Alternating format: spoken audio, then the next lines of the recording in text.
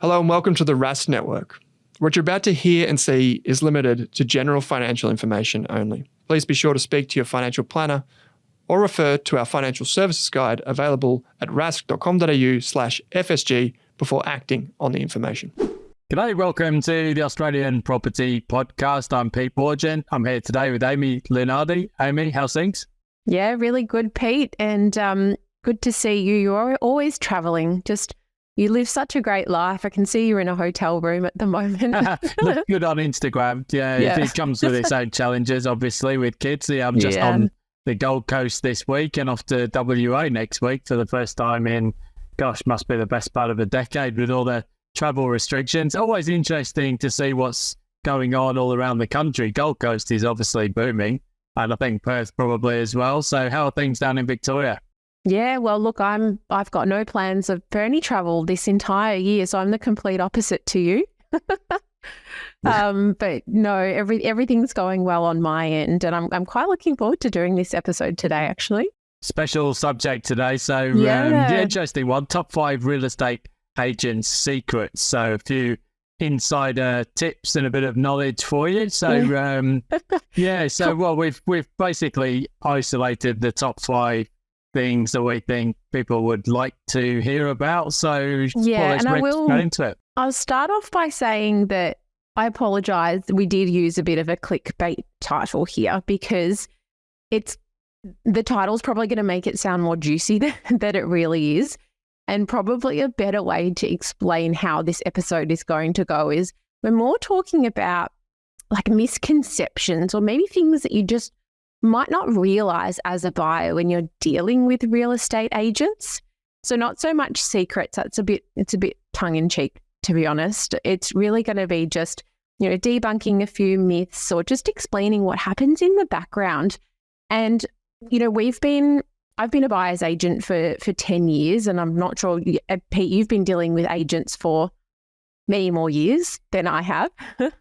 Yes and no. I think maybe for a longer time period, but I would say you've had more time at the coalface, so to speak, because in recent years I haven't really been on the tools so much. So you'd be well across the latest trends much more than I would. Yeah, and we deal with, thousands of real estate agents, and I've been involved in over 1,500 transactions now, and for every property I've bought, we've dealt with agents where we haven't bought. So, multiply that. But beyond that, my husband is a real estate agent, used to be in residential, now commercial. And a lot of my friends are also real estate agents, and an old colleague of mine was a real estate agent. So this is how I've got insight to what happens behind the scenes. And that's really helpful for me as a buyer's agent because it can sometimes influence how I approach a negotiation or how I handle real estate agents, because it's not always straightforward, and there is a reason why they aren't overly trusted. Let's face it, there's no doubt about it that real estate agents are one of the least trusted industries. Well, that's not just an opinion-based statement. I remember over the years, they always have these most and least trusted industries and sectors, and real estate agent is either number one or certainly in the top few. And when you see what it ranks alongside, it's not great. But I think it's an interesting episode because most people probably only deal with real estate agents fairly periodically, if at all. Sometimes people don't speak to real estate agents for years and years if you're not moving house or trading up. So let's cut straight into some of those top secrets then. So let's start with that first one then, the least trusted industry. I've been to no end of open homes and things over the years, but I've seen people walking out in a furious rage with a real estate agent. They told me a lie, they fibbed to me. So is that a fair assessment? Or because I guess an analogy I would think of is like, for example, if I say to my wife, I'm just popping out for a few holes of golf. I mean, it's not untrue, but it's a bit of a white lie because it's never a few and it's always a lot. So I guess, would that be a fairer assessment rather than saying they flat out tell lies? Well, let's just also preface this whole episode by saying that we are not anti-real estate agents at all. I would say the majority, and when I say majority, over 95% of agents that I deal with are really great to deal with, and they're trying really hard, and they're not, out there to be dishonest or take anyone for a ride. But of course, there's going to be certain people in any industry which, are acting deceptively or, sometimes illegally, which is a little bit scary. But the reality is, full stop, real estate agents do lie, but you need to figure out the difference between the types of lies. And also what I will say to counter that is buyers lie in the same way, because we're talking about negotiations. And with negotiations, sometimes you do need to keep some things a secret or tell little lies, maybe white lies here and there, to be able to maintain your negotiation position. So the first thing is to understand that, yes, there's a lot of lies that get involved here. And as a buyer's agent, I do have to tell what I'll call as white lies quite often to protect my clients. So a white lie is something which is very, very, very common. And again, it happens on both the vendor's side, the agent side, the buyer's side. Everyone tells little white lies in a lot of parts of life, like you tell your wife you're going out to play a few holes, Pete, but also throughout the property process. And I would call those, harmless lies in many situations. But then the main, issue is when an agent is telling a purposeful lie or a malicious lie. And that absolutely does happen. Not with all agents, just again, some agents can be more deceitful than others because they, feel like they need to lie to be able to, get you across the line with something, or, they know it's not the truth, but they know that they won't face any repercussions. There's so many reasons why they do it. And also, you need to realize that sometimes a real estate agent will tell you something which is untrue, but it's not necessarily a lie. And that lack of truth is actually coming from their own lack of understanding or their own ignorance, or and it's important to understand that, because everyone just assumes, the real estate agent knows everything about this property, or the real estate agent knows the laws or the processes. And getting your real estate license or getting into the real estate industry is very low barrier to entry. So these agents, and they might be, 20 years old and they've worked in real estate for a month. So you just can't always rely on everything they say, because sometimes even though their intentions might be good, they might not necessarily know what they're saying, is true, or the vendor has actually given them the wrong information and they're just passing that along. So the short story here is, yes, these lies do happen quite often. There's kind of a spectrum. And the hard part is, with all of this, is that the real estate agents hold the balance of power in information. You as a buyer are coming along, especially if you're a first home buyer who've never bought a property before. And these agents might have been in the industry for, 10 or 20 years, and they've sold hundreds of properties. And that's where I think the hesitation comes from buyers, when they think the agents are, playing games, or, they're just like, oh, this agent's not telling me the right answers, but you're not asking the right questions. So you just need to understand that it's on you to do your own homework, do your own research, and know the right questions to ask. Because if you don't ask the right questions, you might not get the right answers, which some people interpret as lies or mistruths. So there was a comedy movie years ago with a comic comedian, Ricky Gervais, called The Invention of Lying. And the basic premise of the movie is better than it sounds, is that there's a guy in a world where people can only tell the truth. And it obviously doesn't work, because if you went around in life just not screening your thoughts, just saying the first thing that came into your head, things very quickly would unravel, because we're not directly honest with people. And in the context of a real estate engagement, you've given a really good example there. In a negotiation, if the agent says to you, what's your maximum budget, and you say, well, it's $1 million, well, you've straight away given away, you've given all of your cards away immediately. So of course we don't do that. And particularly if you're trying to negotiate the price down, well, you might give partial information, or you might give a slight underestimate. It doesn't mean it's necessarily a flat out lie, but it might be a white lie or somewhat misleading. And as you mentioned, in a transaction, usually there's a bit of an asymmetry of information between the vendor and the agent who's working for the vendor and you as the buyer, because the vendor might have lived in the property for, well, who knows, maybe decades. They would know all kinds of things about the property which you're not going to know necessarily as the buyer. So the agent should have all the information, but they might not. And in some situations, they might not hold the full range of information. Sometimes there are things that are really unexpected about a property, and they may say something with 100% confidence, but it proves not to be true. And then there's loads of things where there's nuances. If you say, what's the noise like at this property? Oh, well, it's not that bad. But, that's really an opinion. And it's, obviously, they're not going to try and show properties at a time when there are trains roaring past or flights overhead. And there's just so many little nuances there between what's true, what's a partial truth, and what's just not true. So, yeah, I think, but it's definitely that asymmetry of information that is the main thing. And you must rely on your own due diligence and not on the agent or the vendor to disclose every single fact. Yeah, and that's a really good point, Pete, the difference between objective and subjective information. You can confirm how old a property is. Say to the agent, how old is this property? It's 30 years old. You can go and confirm that. But things like, how safe is the neighborhood? How noisy? All of those kind of things that, everyone has different tolerances.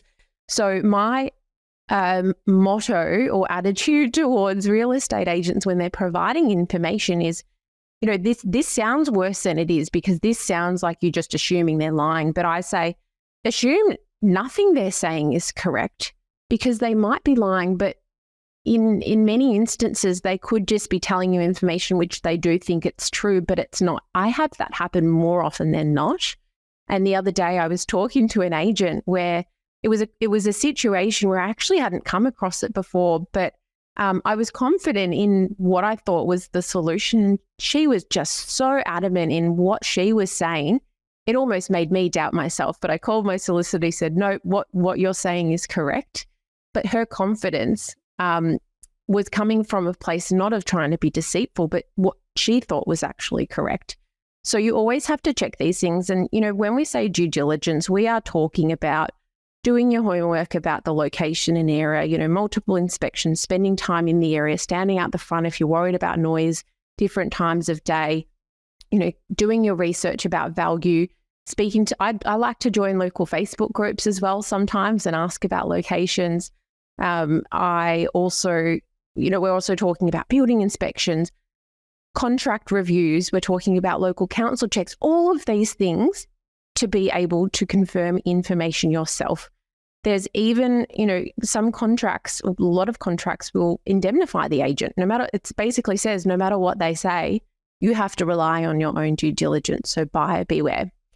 So that is the first real estate agent secret, which is not really a secret, which is that real estate agents do lie, but it's not always in the way that you're probably thinking they're lying. No, that's right. And sometimes when things don't go 100% according to plan, it's human nature. People look for somebody to blame. And of course, the person in the firing line most often is going to be the agent involved in the transaction. But sometimes it may not be their fault. I think sometimes they're just the facilitator in the middle. People are looking for somebody to allocate blame to. So second top secrets of real estate agents that we'll talk about today is that real estate agents don't necessarily know what a property will sell for. I think there's a general misunderstanding here, and that the real estate agent should know the price or the market value of a property. But of course, in a hot market such as we've seen in Brisbane in the last year or two, or more recently Perth, well, that's not going to be an exact science, because prices are moving practically by the week at times. So I think it's easy for somebody to sit on the outside and say, well, the real estate agent should be able to price a property accurately But of course, if they price it too low or too high, there's different risks involved with either of those. And also, I think sometimes you just don't know until you've listed a property how much interest there's going to be. The vendors might change their expectations through the process. And I think often we see in Sydney with auction price guides, they'll start with a relatively low or conservative price guide. And then by the time the auction comes around, well, the interest level tends to be higher. But who really knows until you've gone through that 4 or 6 week campaign how much interest there's going to be? Yeah, it is really a fine line. And agents often have this reputation, especially in hot markets, like you said, Pete, around underquoting. And underquoting can be intentional or it can be unintentional. Where it's intentional is where the real estate agent knows that they are quoting the property significantly more, or notably more than what market comparables suggest it's worth, and or less than what they know that the vendor will take. And there's some grey areas here because, sometimes a property is really hard to put a market value on. And also sometimes the vendor might actually not be disclosing to the agent exactly how much they're prepared to take. And that's not illegal. It's so the agents can sometimes do this on purpose, but sometimes not on purpose. But I think a lot of buyers just assume, well, they're the expert. They should know what this property is going to sell for or have a really good idea. But in many cases, that's not the case, in the same way that as a buyer, you can do as much research as you can. You can do hours of research, but it just depends on then who turns up on auction day or who's involved in the negotiations. So when you're, speaking to agents around value, you can ask them questions around the vendor's expectations. You can ask them questions around what they think is the best comparable sales or how many other buyers they've got interested. But things change really quickly, and I help a lot of vendors sell their properties too. And we use real estate agents, and I've just sold a property myself recently where, that you might have a property which has multiple buyers interested, and these buyers all have X price to spend, and, the agent thinks it's going to achieve a certain amount. But then on auction day, those buyers don't turn up. Or vice versa, they don't have much interest, and all of a sudden someone sees it the Friday before the auction and they love it. So much can change. And the agent needs to be really careful here about then not overquoting, not underquoting, not getting the vendor's expectations up too much. So it is a really tricky kind of situation. And I've thought about this in so many ways, like how can laws change to prevent underquoting and, laws around reserve prices. And there's just not really a good answer to all of this. So the way that you deal with it as a buyer is you can't control what other people are going to do. You can only control what you're going to do, which is figure out how much that property is worth, and more importantly, how much it's worth to you. And that's what you're taking along into the negotiations or the auction. But also if there's some way that through your communications with the agent, you can get an understanding of vendors' expectations, then you can potentially avoid that most frustrating situation where, property's quoted up to say 900 grand and the vendor's not going to take anything less than $1 million, and you've got 950 to spend, and you go to auction and you never had a chance. That is why people mostly get annoyed with real estate agents. Because it's a waste of everyone's time.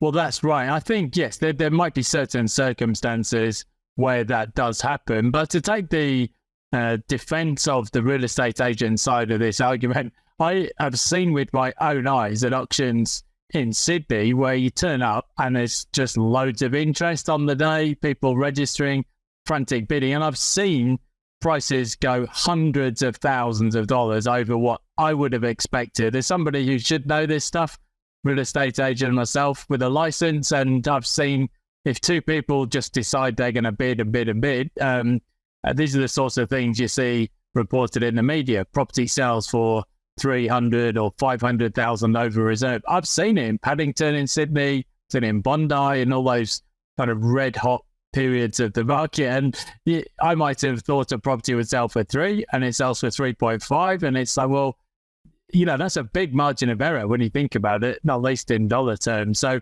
yes, I think the agent should know about vendors' expectations and they should know the market value, but it's not an exact science. And the reverse side of that, I've been to auctions before in Brisbane where I was fairly certain that something would sell under the hammer, and yet on the day, very lackluster bidding, people cautious, and it gets passed in, and then we end up in a negotiation after the auction. And never would have thought it, but sometimes that's just how it goes. Yeah, exactly right. So the third secret about real estate agents, or I guess the what happens behind the scenes, which I think is important for buyers to understand, although there's not a lot that they could necessarily do in this instance, but a lot actually happens behind the scenes in a negotiation, which buyers don't often see. But you just kind of need to be aware of this and understand all of this, because I've had plenty of situations before where a buyer, the negotiation's just not going the way that they intended it to or the way they expect it to. And, it totally just reframes their state of mind in that negotiation. Or sometimes I've also seen situations where a buyer, puts an offer in and the vendor accepts it straight away. And the buyer then says, oh no, did I just pay too much, or that was too easy? And especially in that second situation, you kind of need to understand that the agents are often doing a lot behind the scenes with negotiations that you don't see.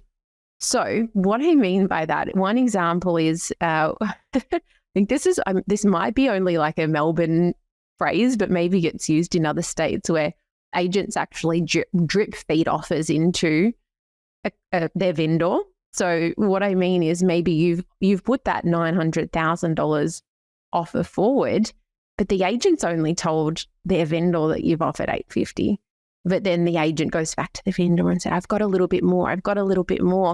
That's not an illegal thing to do, but it's a way so that when they do finally present your $900,000 offer, the vendor feels like they've had a bit of a win, a bit of a negotiation. So you're seeing on one side, oh, the vendor's accepted my offer.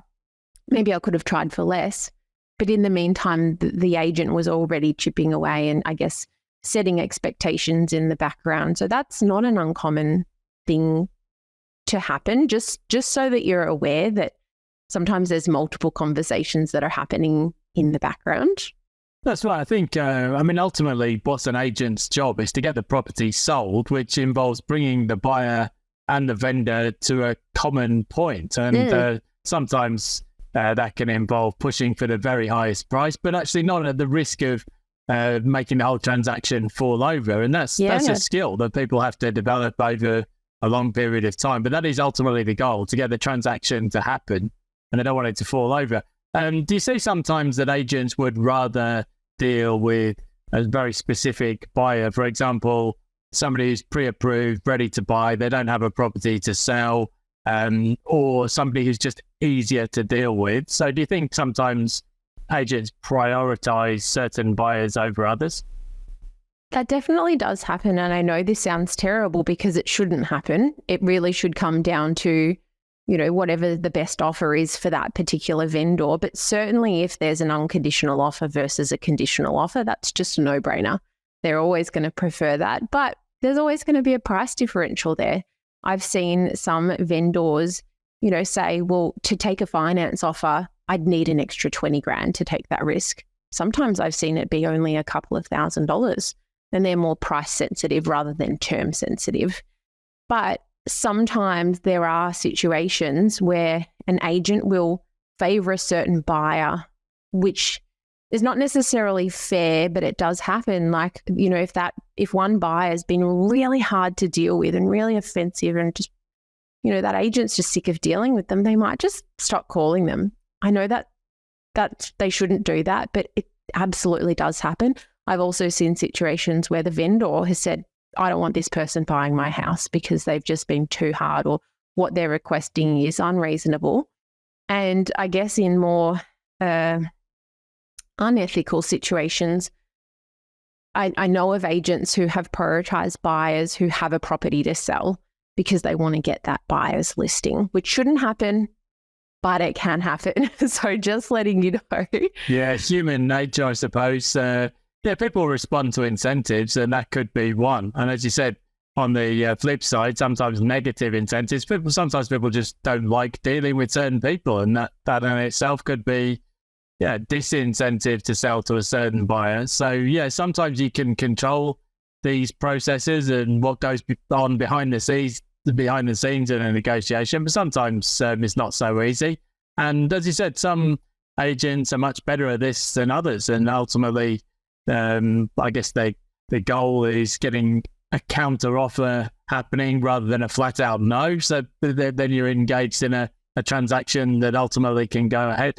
Yeah, and it doesn't seem like this would be what you're aiming for, but ideally you're wanting an agent who is a sophisticated negotiator, because they are able to facilitate an outcome. That is what everyone is aiming for. Yes, of course, the agent should be trying to get the highest price possible.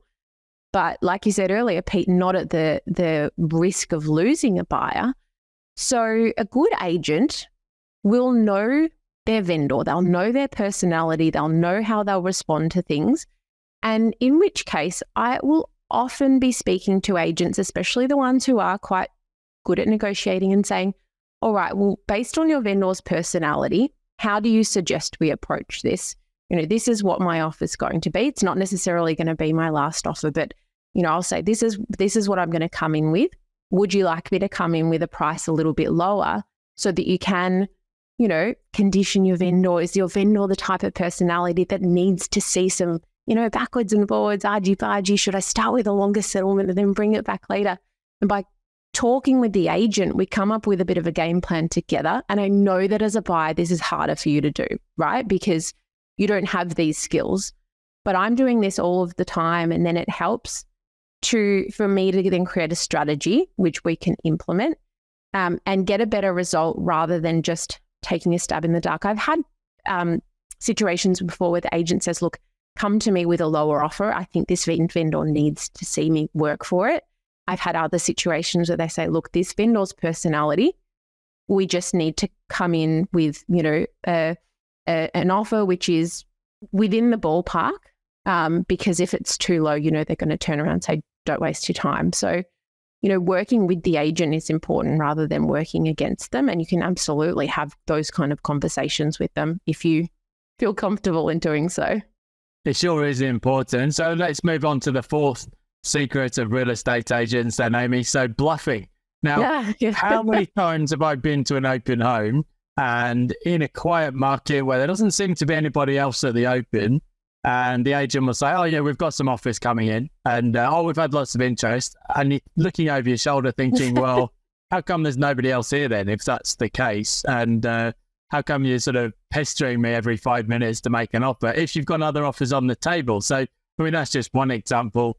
Not happening quite so much at the moment in Brisbane, but if you went back 6 or 7 years ago when there was units coming out of the ground all over the place, and mysteriously there was always other interest and other buyers around, and yet you couldn't see them. So so what obviously bluffing does happen. So how do you best deal with that? Yeah, this is just one of those things where buyers have so much I guess lack of confidence in negotiations, because it does happen. Bluffing happens. And again, we're coming back to one of those earlier things where it's kind of like, well, is it lying? Is it a white lie? And it kind of is lying, but it does happen, especially when you've got situations where the agent is wanting to put just a bit of pressure on you. So if you do have a situation where the agent's saying they've got an offer and you're just not feeling sure about whether they're telling the truth or not, there's a couple of things you can do, or the couple of kind of questions you can ask. But you always need to remember that you're taking a risk if you try and call a bluff and it doesn't go your way. And fortunately, I've not had that happen to me, but I've had plenty of buyers come to me after having bad experiences and engage my services because they've thought the agent was bluffing and they weren't, and they've missed out on that property. So you always have to remember that is a risk. But if the agent is telling you, hey, we've got an offer, the first thing I will always talk to them about is, okay, well, let's go into details of this offer. How much is it? Some agents will tell you, some agents won't, depending on their process. Try and get a ballpark, and sometimes based on even the way that they're talking to you, you can kind of get a bit of a sixth sense about it. But also asking more detailed questions. What are the other offer's terms? What are their conditions? Are they unconditional? What's their settlement? All of these things. And the more, I guess, confident and quick the agent comes back to you with all these answers, maybe a lower risk. But most importantly, and I think that this is the way to ascertain, a bluff or whether it's going to impact your decision or not, is by saying to the agent, okay, well, is that offer you've got acceptable to that vendor? Because if it's acceptable, that is, and when I say acceptable, it means that the agent's received an offer where the price and the terms the vendor is happy to sell for, and now they're calling other buyers to say, hey, are you interested? And an acceptable offer will essentially mean that the property will sell unless someone else puts in an offer. So if an agent is saying, yes, it's an acceptable offer, and you've got 3 hours or 24 hours or 48 hours to contest, it's a much lower chance of being a bluff, as opposed to, oh no, it's not quite acceptable. Yeah, we're just kind of calling around and seeing what else is happening. Well, in that situation, you don't actually need to really make any decisions or action anything because the property is technically not going to sell. But if they're using language like, yes, the property is going to sell, we need your instructions, we need to know what's going to happen, it's a lower likelihood that that's a bluff. Because also remember that the real estate agent takes a risk when they're bluffing as well. If they do genuinely have an acceptable offer and they're trying to call you to, fish for a higher offer and you don't put in anything higher, and they just say they didn't have an acceptable offer, they didn't have any offer, and they're calling you and saying, property is about to sell, what do you want to do? And you say, not interested. Well, then they've got no offers, do they? And they almost have to come crawling back to you with their tail between their legs. Oh, sorry, that fell through. And then that was a bluff. So a lot of agents, won't necessarily bother taking that risk.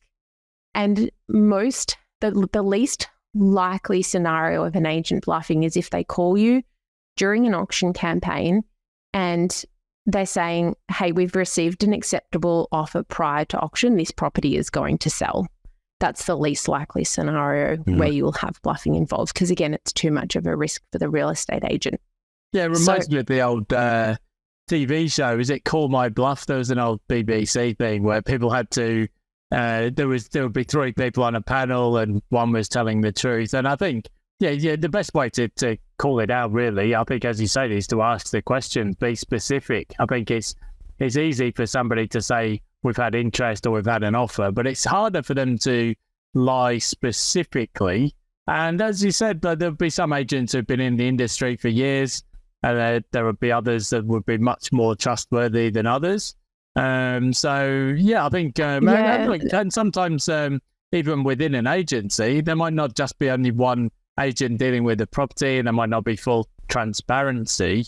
But you also need to consider your own risks. If it's a property, if you're buying as an investor and there's going to be another property next week and the next week, well, maybe it's not such a big risk to you as the buyer to be sort of bluffing. But if it's the dream home that you've always wanted, then that's a different equation. And of course, you need to be careful about missing out yourself by playing those kind of games. Oh, absolutely. And as a buyer's agent, I've obviously got my network, and you would have your network too, Pete, where if a particular agent is saying something, I will know it's true, or it's very highly likely to be true because I'd known that agent for a very long time and I deemed them as trustworthy because of my previous experiences. And I do have a number of agents where I don't trust anything that they say because I've either had bad experiences with them in the past, or I know other people, or I've been told by other agents. And as a buyer, you won't have this background information, which I appreciate makes it much harder. So if you're not using a buyer's agent, then I do know that this can be a bit of a minefield. So summary of this one is asking as many questions as you can, using that language around understanding is it an acceptable offer? Is it actually going to sell? What are my timeframes, etc.? And then making your own judgment call because yes, it does happen. sounds like you need a degree in psychology or a degree in people, whichever is the most appropriate. So I feel like I got one of them now, Pete. I feel like that's more of my job than looking at properties. It's half the game, I would say. Yeah, so particularly negotiation skills. So let's look at this fifth and final real estate agent secret. If the agent knows your budget, they'll make you pay it, which I think is more or less true. I think, yes. I disagree, Pete. We're going to have a disagreement. Well, like it depends. It depends, doesn't it? I think it depends on the state of the market. I think, yes, the past year has been pretty unusual for us because we're in a fast-moving market. There's lots of competition. I think if a good quality property comes on the market at the moment in Brisbane, every other buyer's agency in Brisbane is there. It's a completely different scenario than we would have seen 6 or 7 years ago. So there's definitely a market element to this. But, yeah, so I guess this goes back to the first point about people being truthful or honest or just telling white lies. But normally, if you turned up to an open home and the agent says, well, what's your budget? Or if you're the buyer's agent, what's your client's budget? You don't just tell them flat out. Well, you don't tell them, you don't. You probably give them maybe some idea, but you're not going to be very specific about it. You're not going to say something like, I would pay exactly $903,500 for this if I absolutely had to. No. Or 3/8 on the $8. No. But yeah, I think a lot of buyers, this is where they really get stressed around speaking with real estate agents because they don't know what to say about their budget, which is fair enough. And yes, this is where you do need to use those little white lies now and again to protect your own negotiating position. But then no, on the flip side, the agent's going to be doing the same thing as well. They're not going to be telling you necessarily the exact bottom dollar figure the vendor is going to take. But in the same way that you want to get an idea roughly of how much the vendor would accept, the agent also wants to get an idea roughly of your budget to make sure, you could afford it and vice versa. So being too coy can work against you. Playing your budget down too much can work against you. And sometimes an agent will find out what your budget is because perhaps you have accidentally said it. That's fine. That's no problem at all. I've had plenty of situations where my buyers disclosed their maximum budget, or maybe the agent has seen them bid to a certain amount at another property, and then we've bought another property of that agent for less. Because real estate agents do know that buyers won't always spend their full budget. And this comes back to this whole idea around the agent's goal is to facilitate a transaction. Yes, a higher price is a bonus, and of course they should be working for the highest price for their vendor, but not at the sacrifice of losing a buyer or burning a buyer or, that buyer, the negotiation stretching out so long that buyer goes to buy something else. That's not the right thing to do by the vendor. And the agent getting an extra 10 grand on that sale for them is not, from a commission point of view, is actually not much more in their pocket. So with budgets, I personally, as a buyer's agent, like to use what I call kind of discretionary budgets, in that I'm saying to an agent on behalf of my client, look, our budget is, circa this amount, but it depends on the work required. Or their budget is this amount, but their parents are willing to chip in a bit, but they need to know how much they need to chip in. So therefore I need to get, a price from you. Or I'll say, they've got family members or they're moving money around or, they're going down to part-time work. So they need to factor that into the budget. So by having a bit of discretion there, I can say a rough amount, but I can always change that later on or increase it or decrease it a bit. And that's the way I suggest as you as a buyer approaching this as well.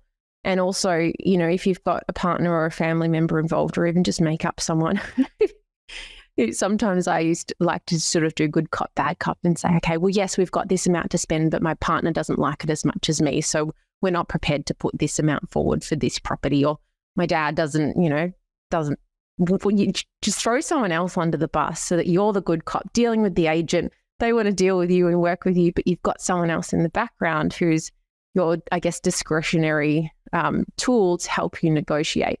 So don't stress too much about this whole idea of not telling the agent how much you've got to spend, because just because you've said that or they found out some way doesn't mean they're going to make you pay it or they're going to hold you to that. And also, again, playing it down too much means that, if you've said I've only got X to spend and they know the vendor won't sell for that amount, if they get an offer higher than you and they think you won't go any more, well, they should call you, but they might not always. Or you can lose your negotiation ground if you've said something too definitively and then you change your mind and then they're not going to necessarily believe you. So again, so many nuances with negotiations. And if you feel uncomfortable doing it, I always say my top tip with a negotiation, if an agent's speaking to you and puts you on the spot and asks you a question, just say, hey, I've got to chat to someone. I'll call you back. I've got to chat to my broker or a family member. I'll call you back. You think about what you're going to say and then you call them back. So you don't, say something you don't intend on doing.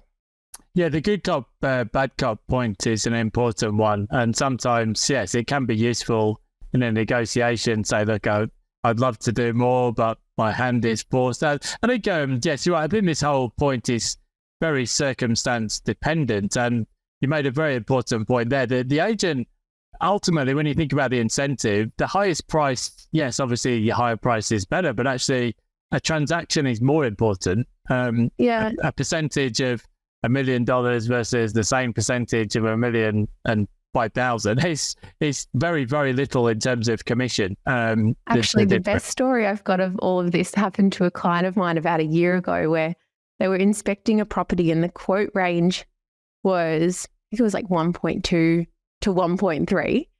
And client was walking through the property and in their mind, they thought the quote range was 1.3 to 1.4. So the agent says, do you have a bit of interest? You're interested in this property. Where do you see value? And my client said, at the top of the quote range, 1.4.